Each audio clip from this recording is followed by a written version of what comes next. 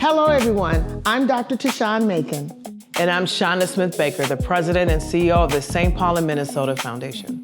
Together, we're opening up leadership conversations we've been having for a long time with each other and others, because we've witnessed how powerful it is to explore these ideas out loud. And this is the Power of Possible Leadership Edition. In my work with leaders, I've seen how rarely leaders are truly willing to be changed by what they hear. Chanda Smith-Baker is the exception. Real listening, the kind that costs you something, is one of her deepest leadership commitments. And in this conversation, she tells you why. I'm Dr. Tashion Macon. Today, we go deep on two things that belong together: working across difference and building trust. Chanda talks about staying curious no matter how far you've come, and what it actually looks like to lead with vulnerability instead of just talking about it. This one stayed with me long after we finished chatting. I think it'll do the same for you.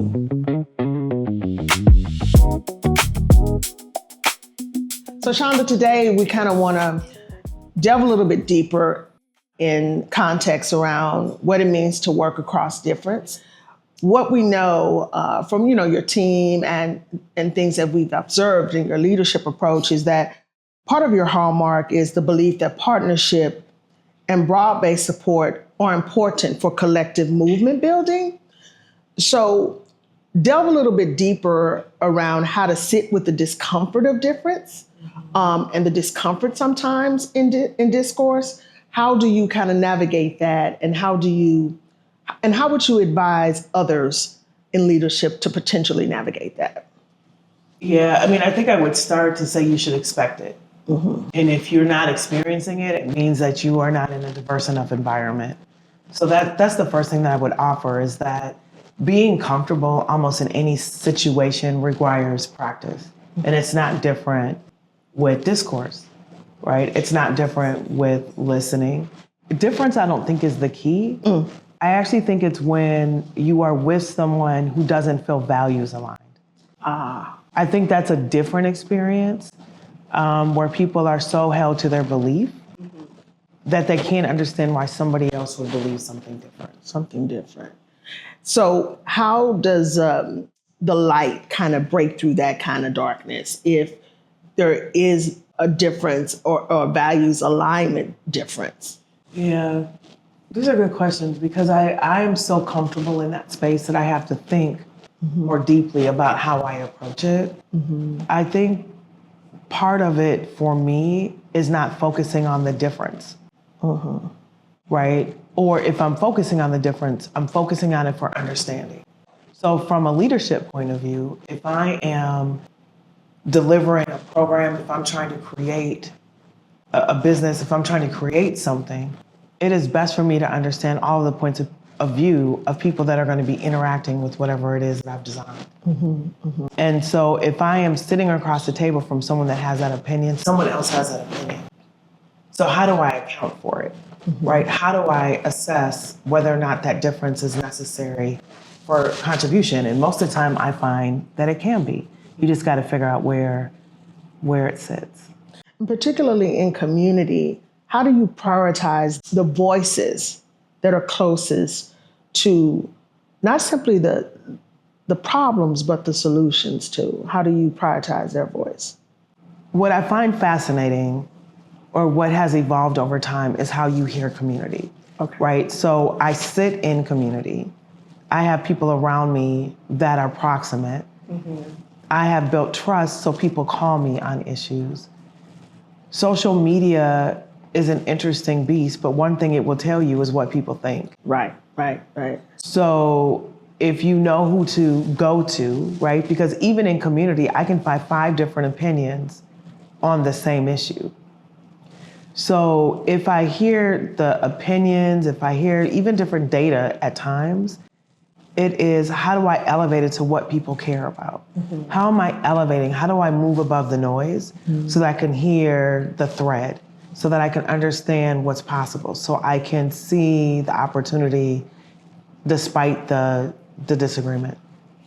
I think what you offer about social media is really powerful. We saw the rise of the citizen journalists or the community journalists, right? And hurt and harm are no longer hidden. It moves at the speed of light. And when we speak about social media and how quickly, from all the atrocities that are happening in Minnesota and nationally, how does it sit with you when you get the notice on social media that it's almost like a megaphone? This has happened in your city, and how do you react to that? I think the first thing I do is center myself. The second thing I do is assess and figure out, could it impact one of my kids? Where are they? What's happening? Both from a physical perspective, but also an emotional perspective, right? There's a video out, right? I'm sure you're gonna watch it, guard your heart, right? I'm sure you're gonna watch it. You all have conversation with each other about it. Keep it in perspective, right? Where you see death, there's life. So find some way to balance yourself as you move throughout the day. It's the very first thing I always will do. I say, me, family, then I go to team. How do I manage a team? How do I think through where all their emotions are gonna be, right? This news is too distracting to move forward. So how do I create space? How do I add perspective? How can I create balance? Particularly if we have a role to play in responding to whatever that crisis is. And so what would you say to donors who want to fund organizations, specifically organizations that value partnership and collaboration across difference? What should they look for? They should look for the demonstration of it. Unpack that more for me.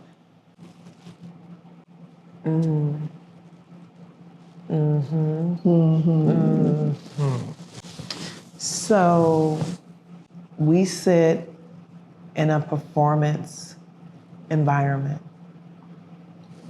There are people that speak up quickly, that mean what they say.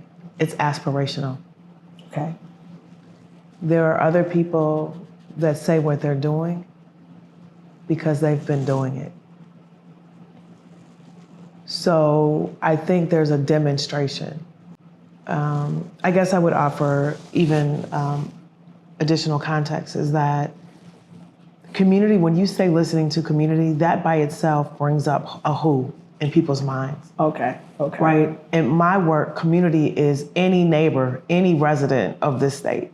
I am part of multiple communities, right? And I respect them. I'm in the Black community. I'm in St. Paul. I'm a woman, like I'm a mother. I'm in a church community. I'm in many communities that have multiple identities. And I think that it is important to understand which lens you're listening to and understand what issue you are thinking about. So if I'm responding to George Floyd's murder and I want to listen to community, I'm going to listen to community that is closest to a negative experience with the police. I'm going to listen to the people that are most worried about it happening to them. I'm going to listen to experts that have been doing work in reducing police violence against community. I'm going to listen to psychologists that are talking about the demands on the police department and what's needed to make them more balanced and ready to police community. I'm going to listen to them. So I think that part of the conversation is, if you only have the same group and you're listening to the same group every single time an issue comes up, how is it possible that they're the expert? Right. How is that possible? And so what I would offer is, if you're engaged with us, you're going to get a sense of the breadth of relationships that we have across the state, right? Our work impacts all 87 counties. We fund, we have partners across the state. So I don't feel like I need to be an expert. I need to be in relationship with people that have relationships in the communities that we're working in. And we have that. We have a network that has been intentionally designed for us to understand, listen, and respond. I love that. And I think I really love how you're speaking about the 87 counties. And sometimes I do think people nationally can look at St. Paul, Minneapolis, and think of Minnesota as just this place, but to contextualize the fact that the St. Paul, Minnesota Foundation is committed to 87 counties and committed to holding space for 87 counties and understanding the relationships needed to build partnership and collaboration in those places. Thank you so much for sharing that, because I think it's also important. It's important for the work, and I love how you're talking about being in a performative culture and sometimes a performative sector, right? And so demonstration, look for the demonstration. Look for the demonstration, and intention is not a bad thing, right? Some new information can come into relationship with you, and then you decide you're taking a different pathway. Like, this is not a judgment, but it is a response to, if you're looking for someone that's ready, you have to see that they have proof points, right? You can come on board and you're carting a new path, and I think both things are needed in the work. And just talking about new pathways, or even needing to pivot at different times or swerve at different times, it's a perfect segue to the question I have about leading with trust. Like, how do you build accountability without control? Beyond compliance, but more towards trust-based systems, trust-based leadership. How do you do that?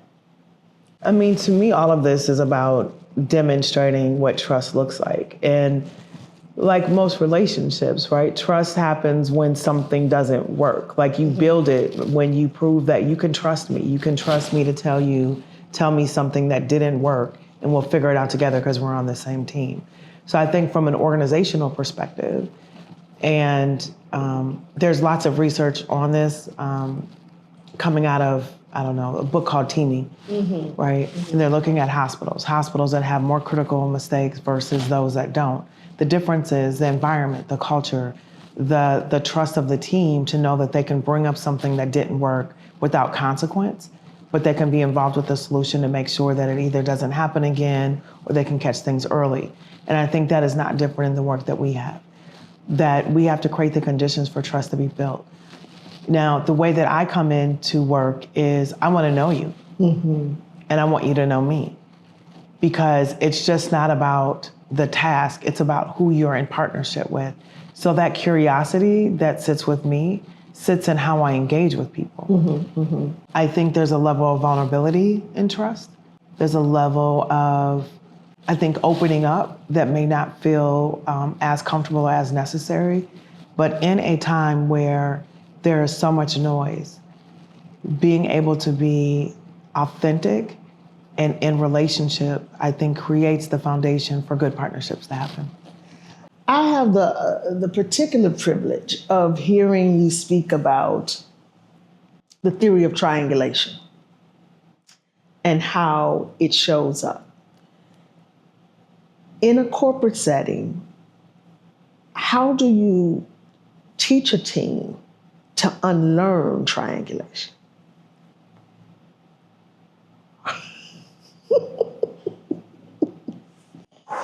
Oh, Lord. There are behaviors that happen in a workplace or in life, right? Any situation, that come from a couple of places. A lack of confidence, trained, the environment doesn't respond to your need. So you go around, right? The system isn't working, so there's workarounds. The belief that you don't hold power. Wow. A lack of confidence in your ability to influence. Manipulation is learned. So I think all of these things factor into triangulation. It is unhealthy. And I have to distinguish between a work situation in which someone needs to vent, because we all need avenues to get things out of our body, to talk them through. Right. I think that is very different when you're talking something through to get to a better place than talking something through to get people on your side or to undermine a situation. So I do listen for intention. I also respond to impact. So I get it wasn't your intention, but your impact was destructive for the path that we were headed on. Why? Why? And what was missing that, or what wasn't in place that would have allowed you to have the conversation more directly? And so it's like you seek to learn around like what are the motivations, or I get your intention, but this is how it landed, which means this is your impact, right? And then if the impact was less than favorable, you seek to understand what may have been motivating that. What, the why, the how. Yeah. And I think a lot of times we forget that people bring their whole selves to work, right? They bring their whole selves. And sometimes the person that shows up in a boardroom that may not be their best self in the moment, a lot of times it may be the teenage self that wasn't listened to or heard, right? Yeah. And so I think your approach to say, okay, what, why, and how actually makes space to... Yeah, I had a mentor a while ago, and I was going through a life training, a life coaching certification program. And I remember what stood out during that training is understanding the lens in which you listen. Oh, yeah. Right? Some people listen, am I respected enough? Am I smart enough? Am I pretty enough? Right? Whatever the enough is. I think part of listening and observing in leadership is understanding who you're working with and what their lenses are. It's not about them just understanding me. It's about me understanding them. So that if I'm talking to someone who is doing something and I understand their lens, I'm better able to provide advice or coaching that will resonate with where they're at, so that I can get them to go where we need them to go for the organization, right? An example recent would be in Minnesota with after the Alex Preddy shooting. Yeah. Right? Yeah. There was lots of energy around that. I don't hear everything, but I hear enough. Yeah. I heard enough to know that there was people challenging whether or not we were doing enough as an organization. So do I ignore that or do I respond to it? I could respond to it and validate the emotion without agreeing with the sentiment, right? We work in partnership with people, with donors, and in community. There's a role that we play, which is to make sure that we're in solidarity with the communities that we're working in, that we are listening, that we are providing resources for them to do their best work. That is our everyday commitment to the state. And it's just more intense in these moments. That just because everyone else is loud doesn't mean that they are doing more work. Yeah. We're conflating energy. And, you know, it's the whole thing. If you didn't see the tree fall in the forest, right? Right. In moments of crisis, you're not going to know every move. You're not going to see everything. So how do I create confidence so that when these moments hit, every single person that works in that foundation, every single partner we have knows that we've been ready. Yeah. Yeah. So we didn't have to get ready. Right. And we're prepared to go. We're prepared to go. We're prepared to serve this state, and we're going to do it with the same level of excellence that we've always done. You know, I think what I love about even the lens of listening is the parody, the paradox of it, right? People think lens is seeing, but in this work, the lens of listening is a critical part of leadership. And I hear you speaking about confidence, and I've heard you speak about curiosity and being courageous. What's one courage-building practice listeners of this podcast can adopt to kind of normalize standing in truth, sharing their truth, truth-telling? What's one practice that you might think of that they could utilize? I mean, you got to put yourself in situations where you're a beginner. Unpack that. If you only go in places that you're already confident, how do you build confidence? That's good stuff. Right? You have created a mirror of yourself from a place of comfort. But if you step into things that you're uncomfortable doing, where you're a beginner, that takes courage just to do that. Yeah. And you are going to go in that space. You may not know the people. You may not understand the language. You may not understand the jokes. You may not understand the history. But pretty soon you will be telling the jokes. Yeah. You'll be sharing the history. You'll be welcoming someone else in that was in the same place as you. And learning a movement can feel seamless. Your discomfort doesn't last. But what we don't pay attention to is when we're no longer uncomfortable, right? There's a continuum of that. And so part of what I would say about courage is that you have to intentionally practice it. You have more control of your leadership actions and learning. There are going to be moments, I step into moments all the time where I've never been in this situation before. I've just never been in a situation before. Right. I've never been in a situation where the government has sent armed agents into a community, snatching people out of their homes and killing people. Right. I've never been in that before. And I was 3 months into this role, 4 months into this role. I'm still learning the team. I'm still learning the board. I'm still learning community from this perspective. I've never seen this before. Yet and still, I have to respond with confidence.